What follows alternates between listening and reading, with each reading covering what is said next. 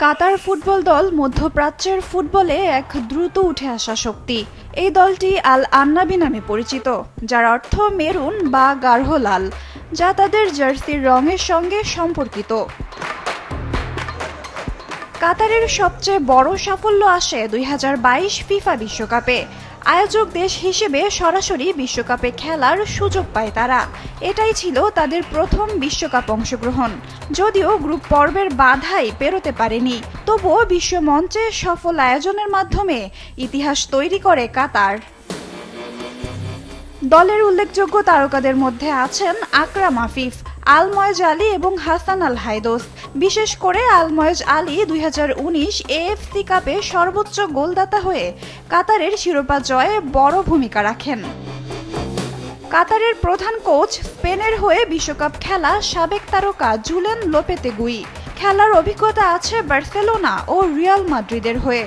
2018 সালে Spanish giant Real মাদ্রিদের coach হন লোপেতেগুই, কিন্তু তার অধীনে রিয়াল প্রত্যাশা অনুযায়ী পারফরমেন্স করতে ব্যর্থ হওয়ায় মাত্র 3 মাসেই চাকরি হারান তিনি। বিশ্বকাপ বাছাই পর্বে কাতার সাম্প্রতিক বছরগুলোতে ধারাবাহিক উন্নতি দেখিয়েছে।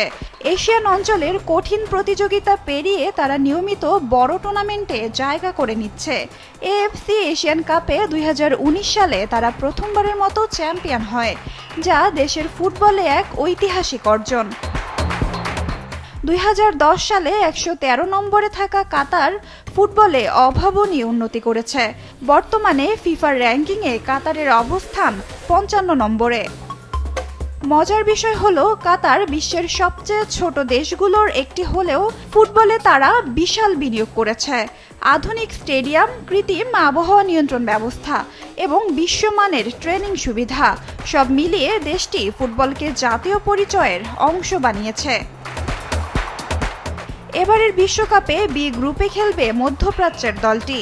গ্রুপে তাদের প্রতিপক্ষ স্বাগতিক কানাডা ও ইউরোপের সুইজারল্যান্ড ও বসনিয়া হার্জেগোভিনা। 13 জুন সুইসদের বিপক্ষে প্রথম ম্যাচ খেলবে কাতার। 19 জুন দ্য মেরুনস দলের প্রতিপক্ষ স্বাগতিক কানাডা। 24 জুন তাদের শেষ ম্যাচ কাতার খেলবে বসনিয়ার বিপক্ষে।